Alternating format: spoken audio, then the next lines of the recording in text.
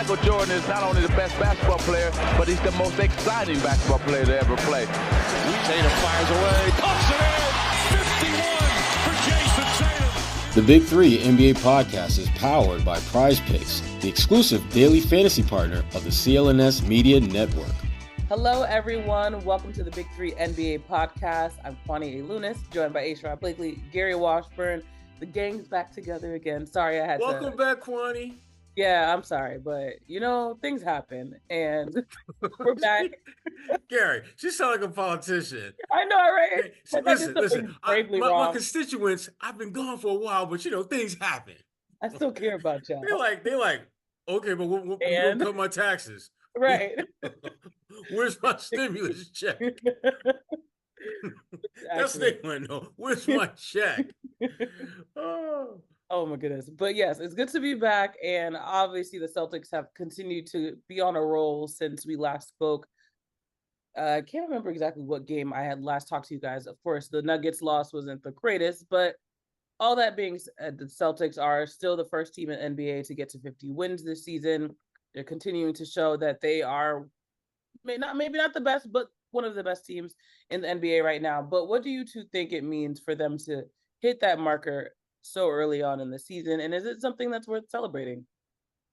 Well, for them, I mean, it means that what you've been doing all season long is not only are you handling your business, but you're handling your business better than anyone else in the league at this point.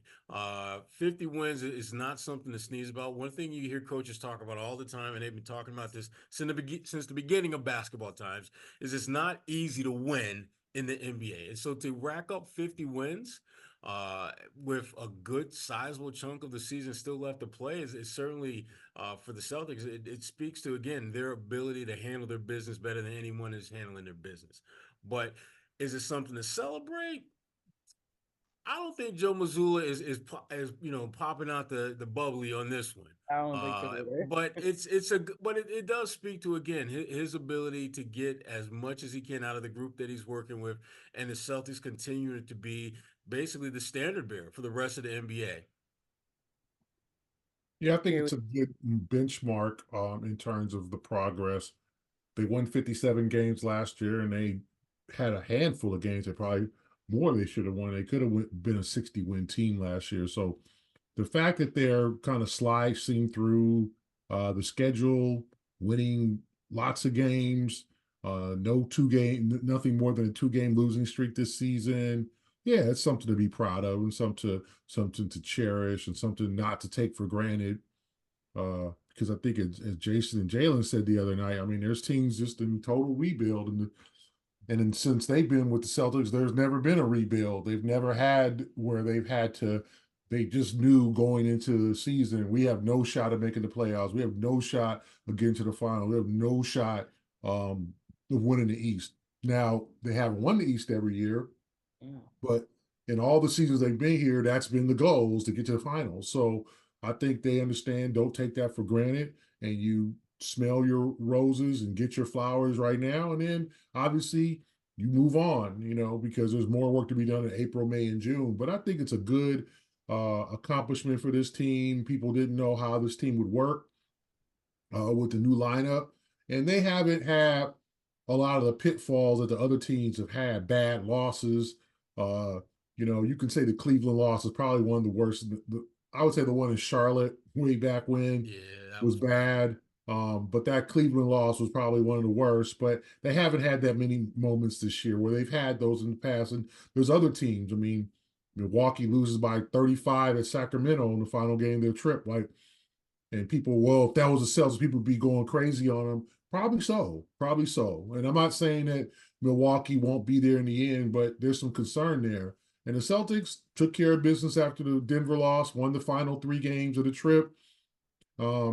And I think they should be proud of 51 wins and looking forward to that 60 mark. Gary, one thing Gary said, though, that I think is really, really important is that this team, they understand what they're tasked with doing this year better than I think they've been in the past. Where before it was like they're a good team, they might make a little noise in the playoffs. There's always this might, but this year there was a legitimate expectation that they're going to be the last team standing based upon who they have coming back, who they were bringing in. There weren't as many might that with this team. It was just like, this is who they are. This is what they should be doing. This is why they should be that last team standing, or at least be on the very, very short list of last team standing. And they've held up their end of the bargain, so to speak, up until so far in the regular season. The biggest difference with this team, I think, in some of the teams we've seen in the past, this team is just tougher mentally than I think those Celtics teams we've seen in the past. And it manifests itself, I think, a lot when you see them have those moments in the third quarter or fourth quarter where that 15-point lead is now down to 6, and then in a matter of minutes, that 6-point lead becomes 26. They've been able to just absolutely just snatch the soul out of teams just like that. And they've done it consistently. And to me, you can't do that consistently unless there's a certain level of mental toughness that you're bringing to the game. And I don't know whether it's the guys just being a little bit older and kind of understanding the mental grind, whether that's Joe Mazzulla projecting who he is about on this team, or a combination of that. But the bottom line is, this team, from a mental toughness standpoint, is as good as we've ever seen them during this Tatum Brown era. And that's why, to me, and I've said this time and time again, anything short of a title is a disappointment, because this team could not be built any better and more equipped and more versatile than they are now to win a championship, regardless of who is on the other side, on that other sideline. Mental stamina is important, of course, physical fitness as well, but depth is very important when you talk about that goal for the Celtics. And right now, their stay ready crew, the bench, they've been producing the way that they should. So, but what do you guys think they're ready for the playoffs is the first question. But out of that group, who do you think has stood out the most so far? What you got, Gary? Well, I think Luke Cornett has. Luke Cornett has taken his responsibilities and ran with it. I've been impressed. I was not a big Luke Cornett guy.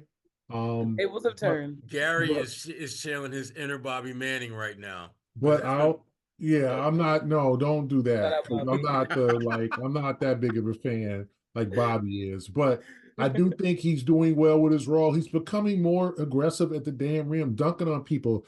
Luke, you're 7 foot. Like, dunk on these fools, right? And he even acknowledged he just stopped taking as many threes. He's more focused on the alley-oops, being a rim protector.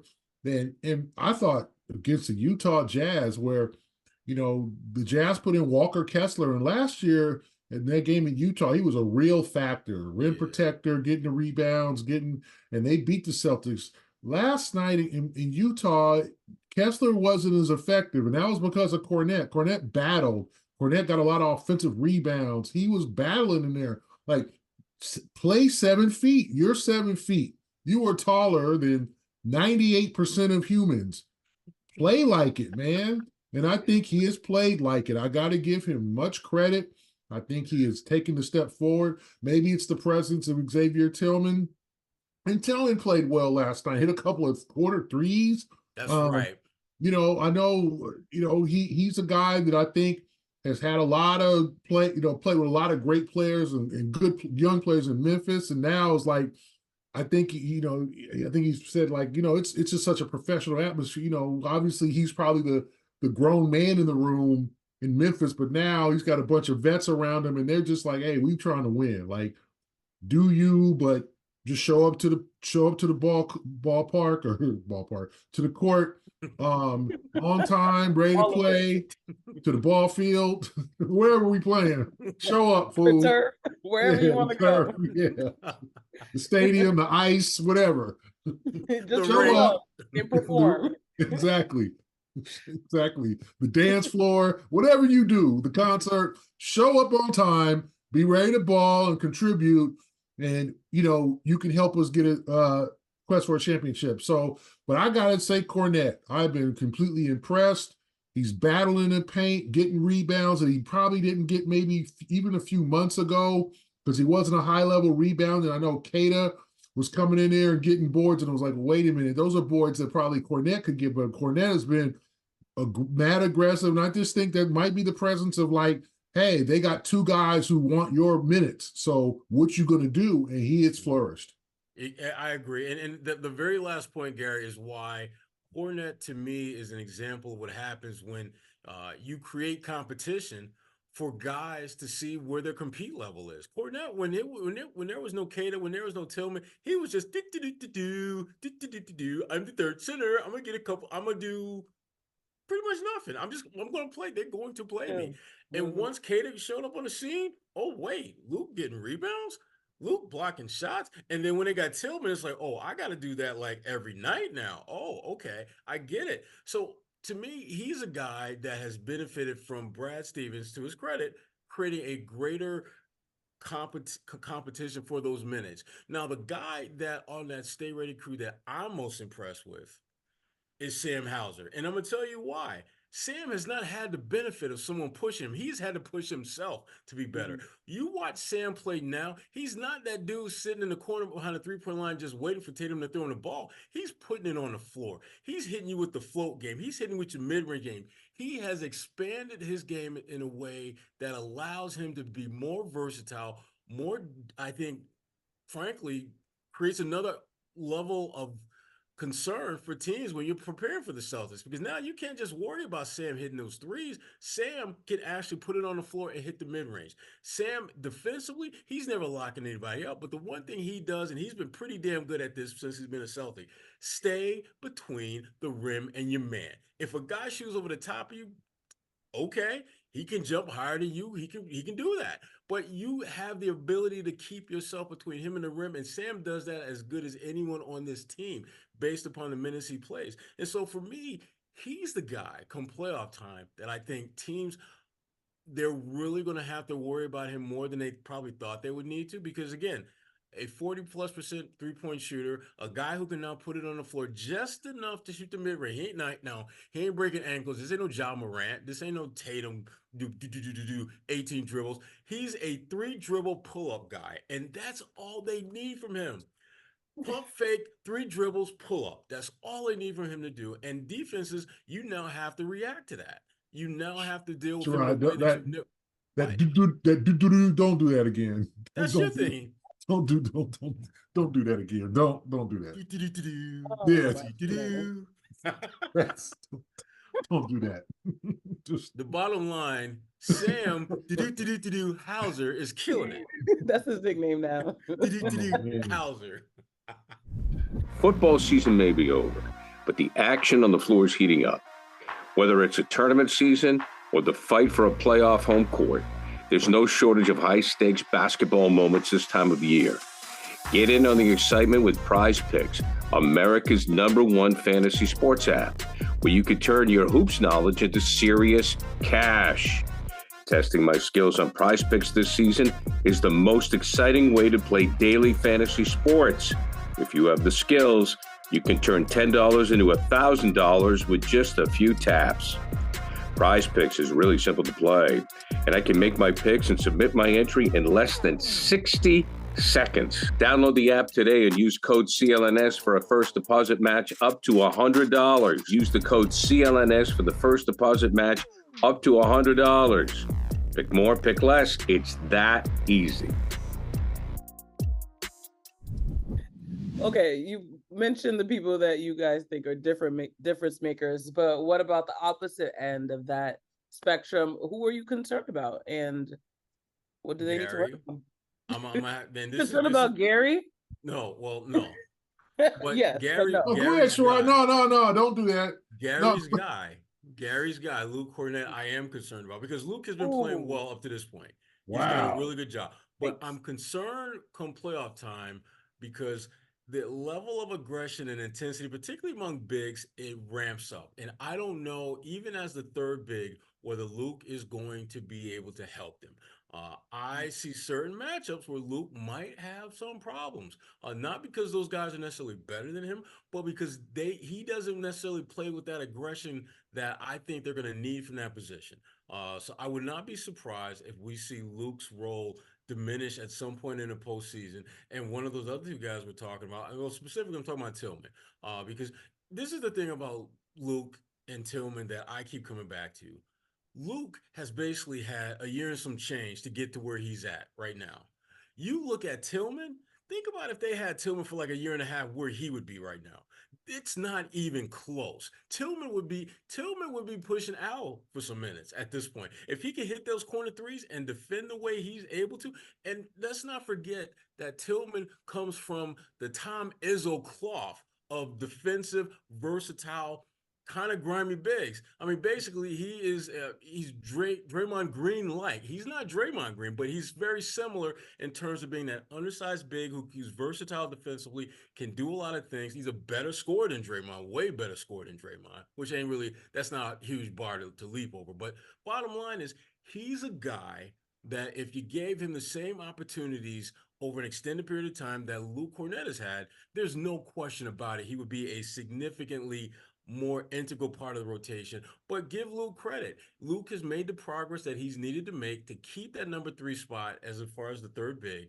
But I would not be surprised if they get to the postseason and there may be a little bit of a minute switcheroo thing going on there where Luke maybe doesn't play as much as a Tillman does. It would not surprise me. I don't expect it, but I would not be shocked to see it happen. And Gary's answer is Sam Hauser. I'm kidding. Sam gonna play. Who are you most concerned about, Gary? Sam, did you think Hauser's gonna play? On the team or the Stay Ready crew? On the Stay Ready crew. Stay Ready crew. Let's stay ready. Wow. Yeah. I'll probably say, wow, that's a good question. Your defensive player of the year, O'Shea Brissett? Well, he's kind of not part of the crew. He is doing okay. I thought he would play more this year. I thought he would be more of a factor. He's more on the in case of an emergency, stay ready. Yeah, I think he's had. Without question, I think he's kind of had a disappointing season. I don't think anybody would deny that. He has not made the impact that people thought he would kind of fill in for Grant Williams and be that Grant Williams guy. And he's had flashes here and there, but not where I think that he's going to be a healthy part or consistent part of the rotation in the playoffs. I could say Peyton Pritchard, but I feel like those guys are all comfortable in their roles. I could say Hauser, because there are times Hauser can go 0 for 6, right?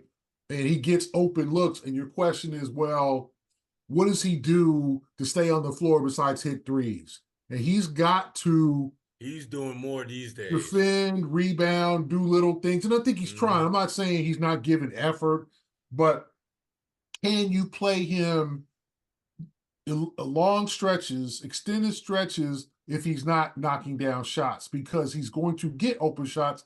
And if he does get defended, he is going to leave someone else open for a shot, or someone with single coverage, or the defense has to play him honest. So I think he's got to hit threes to stay on the floor. And I'm not talking about 5. He ain't got to be Steph, but 2 for 6, 2 for 5, just 3 for 6, that type of thing. Knocking down threes to keep the defense honest. You see how much a 3-point shooter, like the other night, again, Portland, the big kid, Heath, right? I don't know if you watched that game. He hit 2 threes because they left him alone because they're like, you're 7 foot and you don't look like a shooter. And he hit 2 threes. Suddenly they had to come out on him. You see the impact that shooters have, and you can see the impact that Hauser has.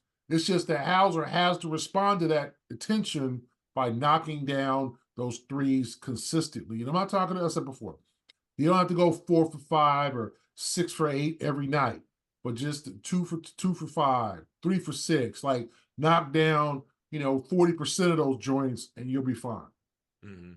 Yeah, Reef is an interesting player from the Sudan, but played at, I think, LSU and Played at a small college before that. Dude, 27 years old, so he been in the game a minute. He's been in the game a minute.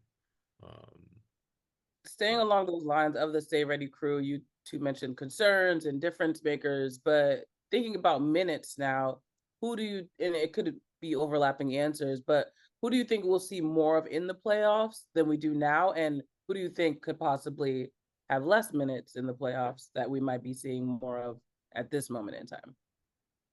What you got, Gary? Or will it even change? It could, is Joe Mazzulla just ramping up for the playoffs and we already know?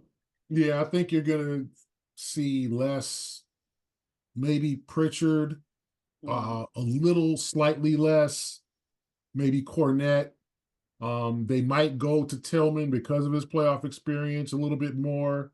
Obviously, Horford's going to be the first guy off the bench. I don't know. I mean, I'm not saying slash Peyton's minutes. I just don't know. I just think they're going to go with the starters for longer, the Derricks and the Drews. So I don't think you're going to see as much Peyton and Sam and Luke. And I think that they might figure out, depending on matchups, whether to go to Tillman or whether to go to Cornette in certain situations. I think it's going to be kind of interchangeable depending on like who's in the game. Remember, as much as Tillman's a tough guy, he's undersized. He's 6'8". He's not 6'11". Okay, he's not that guy that Luke. I stood next to him last night. He is a 7-footer. He's a tall guy. So that's a difference too. Does Tillman have? He has the strength. He has the grown man strength without question. But does he have the size in terms of height and length to help stop a Jokic or a guy who's 6'10", 6'11", 7 feet from getting a shot off? You might be able to push him out the block, but if you could just turn around and shoot over him, that might not work. So Luke might get some minutes because of his length, because of his ability to rebound, and because he can be a rim protector. No, I think the guy who's going to see the drop in minutes is going to be Peyton. When you just look at where this team's ultimate strength is, it's on the perimeter. When you look at Drew, you look at D. White, you look at Jaylen Brown. Tatum is plays initiator offensively as well. So Peyton, I think, is going to see his minutes cut, and it has nothing to do with him playing poorly or anything. Just the opposite. He's giving them reason to think about how can we get him on the floor more, because he's been playing really well the last month or so. Peyton is a guy, I think his minutes are going to fluctuate. I think they're going to be stretches where when he's feeling it, I think Joe's going to ride him a little bit longer, and his minutes are going to be up into the high teens, low 20s. And in those games, you might see Drew Holiday's minutes down to the mid to high 20s or maybe low 20s. But more times than not, he's probably going to be in that low to mid teens and be impactful in those minutes. That's the thing about Peyton Pritchard at this point. He's found a way to do the one thing that he was drafted to do, and that's make shots. Because of just, frankly, he ain't that big. There's not a lot more he can give you. He's not going to lock people up defensively because he's not built for that. He doesn't have this great size advantage. In fact, just the opposite.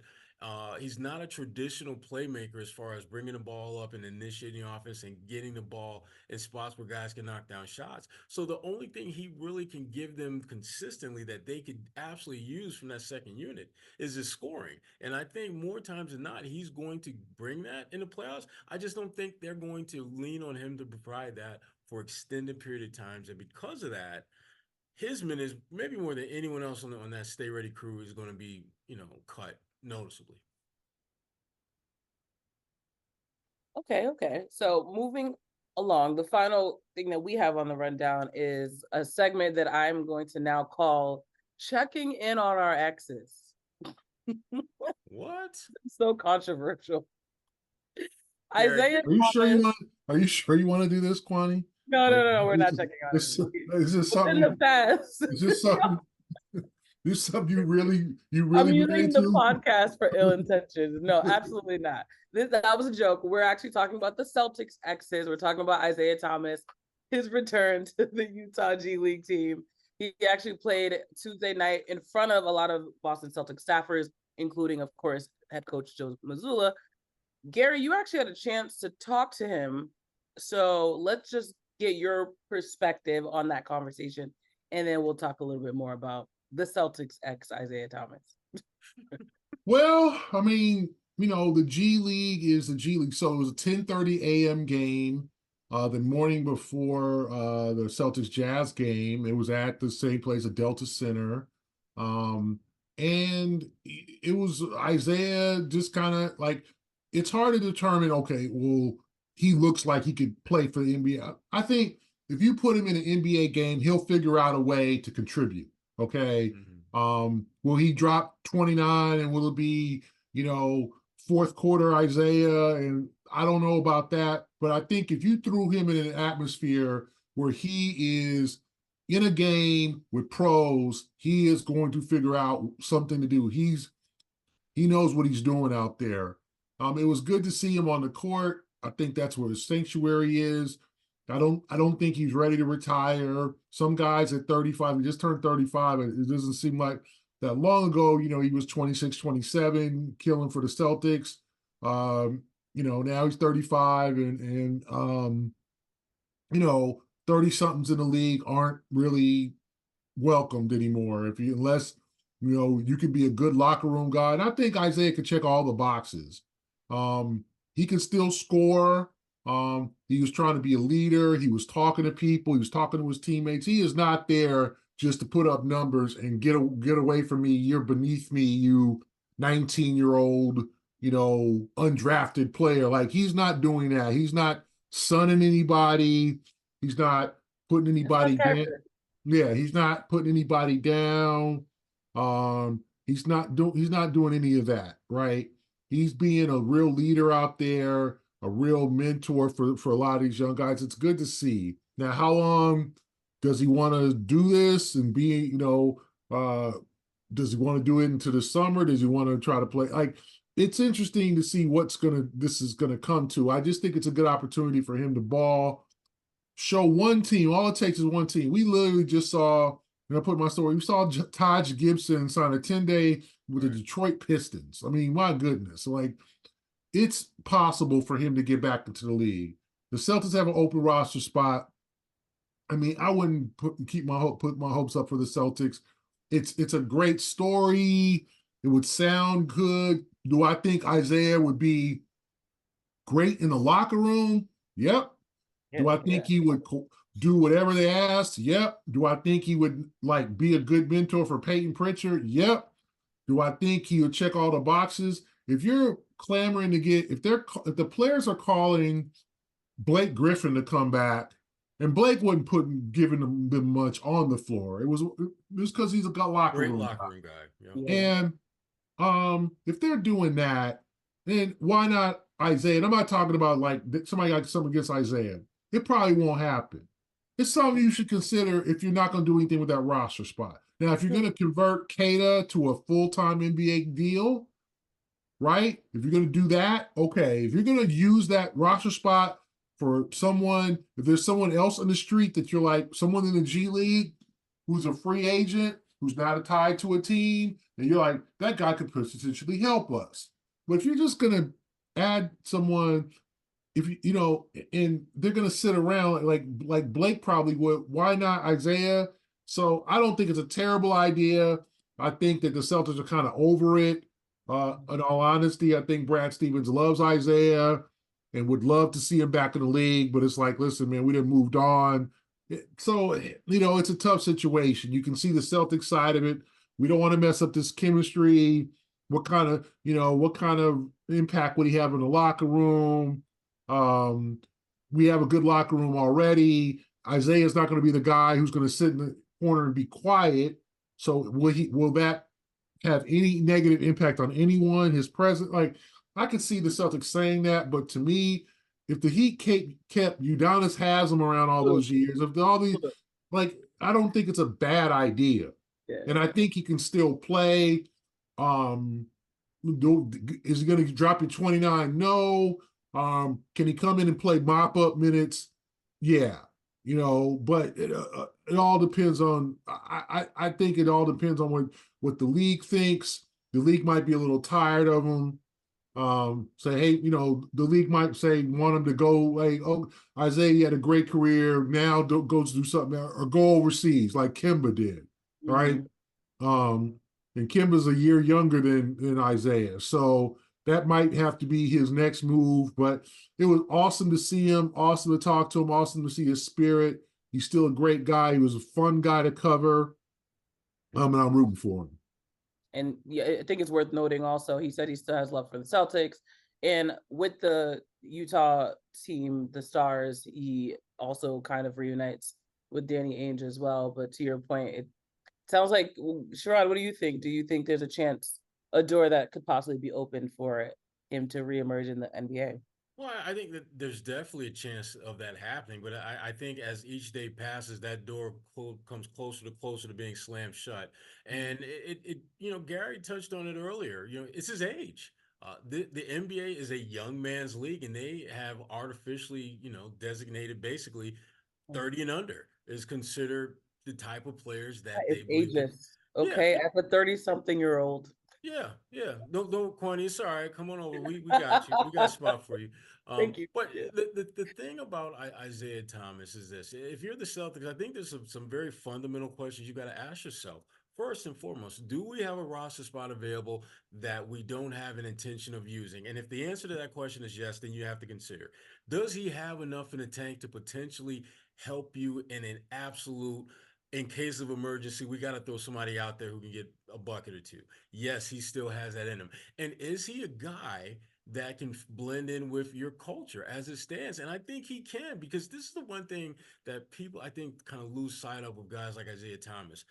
It's not that he wants to play over the guys ahead of him. It's just that in his career, most of the guys that played ahead of him, he was better than them.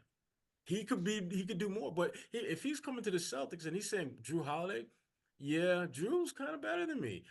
Derek White, yeah, bigger and better than me.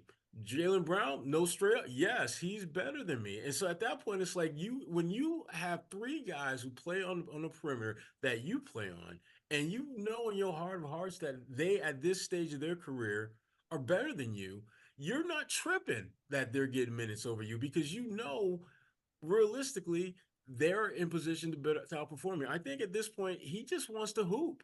And as crazy as that sounds, he wants to hoop at the highest level. And for him, that is playing in the NBA. He's shown what he can do with an opportunity. When he was in Phoenix, before he came to Boston, he was part of this weird, guard rotation where, I think it was him and Bledsoe, and I think there was another guard. Goran Dragic. Goran Dragic, right. They were all kind of basically, it was like, point guard roulette with those guys. He comes to Boston, and Danny Ainge is like, well, you're going to come off the bench and give us that instant offense. And then Marcus Smart got hurt. He goes in the starting lineup, and the rest, as they say, is history. And to his credit, all he wanted in all of those instances is an opportunity. And when he has had an opportunity to show what he can do, more times than not, he has exceeded whatever your expectations are for him. It would not shock me if the Celtics were to go out and add him, and he somehow finagles his way into, seeing more than just mop-up duty. Not he's not gonna be a starter, nothing like that. But I could actually see a scenario where he could be someone that gives him a little bit more than just mop-up duty. And again, it goes back to something Gary touched on earlier about playoff experience, and why you can't dismiss the fact that Tillman has shown himself to be a little bit more reliable in a postseason than, let's say, a Lou Cornette. You can't pretend as if that doesn't exist. And just like you can't pretend, if you add a guy like Isaiah Thomas, that his playoff experience can't be of some benefit, whether it's on the floor or inside the locker room. When guys were lobbying for Blake Griffin, one of the things that, was really important when Blake was here was the relationship he built up with Peyton Pritchard. Those two talked a lot. And Peyton has credited, Blake for helping him get through a very tough stretch there where he wasn't playing, and he wasn't, he just wasn't in a place that a young guy wants to be. And then his contract was coming up. And so he had a lot of things going on. And Blake was that voice of reason that kind of helped him navigate through that. Isaiah Thomas can be that for some of these guys on this team. He could be that guy for Peyton. Or he could be that guy, when Tatum is trying to understand, like, look, I'm getting 27, 5, and 5, and folks act like I'm garbage. Isaiah can help him understand that's part of the process because Isaiah has literally been in those shoes before. And so to me, it makes a lot of sense if you were to add him. But again, if you're looking for what's the best thing from a pure talent standpoint for your team, I, if it were me, if I were Brad, I would convert Cater's contract to a guaranteed one because that's a guy that I see potentially helping us not only in the playoffs this year but going forward. He's a longer, I think a little slightly more athletic version, less offensively skilled version of Cornette. Um, and Tillman is kind of that kind of undersized in between guy. He can defend bigs, but he's going to be undersized. And there are going to be nights where, when he's playing against, a Joel Embiid, for example, he can hang with him for a little bit. But at some point, Joel is just going to be look, I'm 7'1" and you're like maybe 6'8". I just got to get the ball in the block and just shoot right over you. Or I just got to stand on the 3-point line and just bang, bang, bang away because you're not going to block my shot. You too little. Too little. So that was for you, Gary. Amazing. You said bang, bang, bang. Oh God, here you go. Here he goes again. There you go. You Craig's daddy now. Anyway. I hate Gary so much. Looking ahead, the Celtics are back at home on Thursday. They'll be playing Phoenix. Kristaps Porzingis is out with a right hamstring sprain. After that, they play Washington in Washington and then Detroit on Monday. Does anything stand out to you looking ahead to next week? Milwaukee is next Wednesday, which I think will obviously be hopefully an exciting matchup. But anything stand out before we wrap up?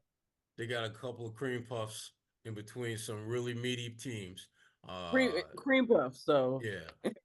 Don't take them lightly. And the thing that the Celtics do, though, they have done this consistently. They have not allowed bad teams to just look like world beaters. They've had a couple of exceptions, but for the most part, they've handled their business. I mean, in Portland, that was a business trip. Portland watching that game, I never felt Portland was going to win that game, even though there were moments where, Scoot Henderson did a couple nice things. Your boy Reed he did a couple nice things. And Simons is good. Simons is he's going to be a really good player. But it never manifested itself collectively to where you felt like, oh, wow, Portland might win this game. It was more like, oh, wow, Portland might keep this game closer than we thought. Yeah. So, no, I just this is a stretch where the Celtics again. I just think that they're going to go about handling their business, make sure all their core guys stay healthy, and just get a chance to evaluate some of those guys in that stay ready crew to see if do we need to make any adjustments from the in case of emergency stay ready crew. That's to me that's the O'Shea Brissett. There's two levels. It's almost like international soccer teams where you've got different levels. Stay ready is like Luke, is like Sam, it's like Peyton. In case of emergency, you need to stay ready. That's right below that. You got O'Shea, you got my man Tillman, who's probably at the head of that food chain. And the Celtics, I think the next couple of weeks just need to figure out, do we need to make any changes? Do we need to move someone up, someone down? Do we just, keep it as is? This is an opportunity these next couple of weeks, I think, for them to really take a closer look at guys like Tillman, guys like O'Shea, Luke, and those guys and see what they can do. But like the Peyton and Sam Houses, they ain't going nowhere. Those guys are going to play in the playoffs. They may not play as many minutes as they're used to, but they are definitely going to be playing. Great analogy. Well, until then, Gary. You like that one, Gary? Was that one okay? Was that one okay with Gary? Gary, was that okay? That none of that, no bang, bang, bang. John Witherspoon. Anyway, yeah. I think the Phoenix game tomorrow will be a tough one. The first game back from a road trip at home is always the toughest game. Mm-hmm. Phoenix has had 2 days off in Boston. They haven't played since Monday, so they're going to be well rested. I think they're getting Devin Booker will be in that game. He wasn't in the first matchup last weekend. So I think that's going to be a game for the Celtics. It'll be probably one of the harder games in the last few weeks for the Celtics, because Phoenix feels like, hey, we could have won the last matchup. Now we got Devin Booker. We got some days off. The Celtics coming off that road trip. No Porzingis in that game. The hamstring now I think is his 4th straight game he will have missed. So we'll see how that goes in terms of his health. We were told that it doesn't seem to be a long-term injury. But obviously they're getting them plenty of rest. And then obviously Detroit and Washington back to back. Games you got to win. You can't let down. And their magic number to clinch the East is 8, and that's not that means they can do that if they do what they're supposed to do. They can do that maybe in a week or so. That they can clinch, in March the Eastern That's Conference. crazy. Which, if they do, Milwaukee or whoever's in second place I think Milwaukee and Cleveland kind of alternating here and there. March left. but if the Celtics take care of their business, Milwaukee or Cleveland loses a couple of games here and there, they can lock that in with 2 to 3 weeks almost left in the season. So take care of your business if you're the Celtics. Focus on Detroit and Washington. Don't take them lightly. Don't be that team that loses to the Pistons. Sherrod's man.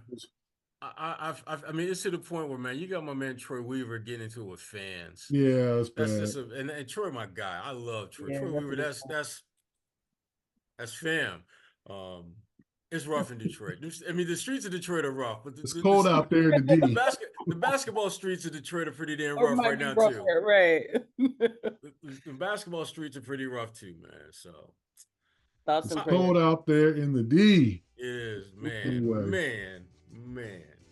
Sending them all the love that they can possibly get. They're my people, man. Damn, my people struggling. You gotta go help your people out, Sherrod. But until next week, this has been the Big 3 NBA podcast for Sherrod Blakely and Gary Washburn. I'm Kwani Lunis. Thank you for listening, and we'll be back.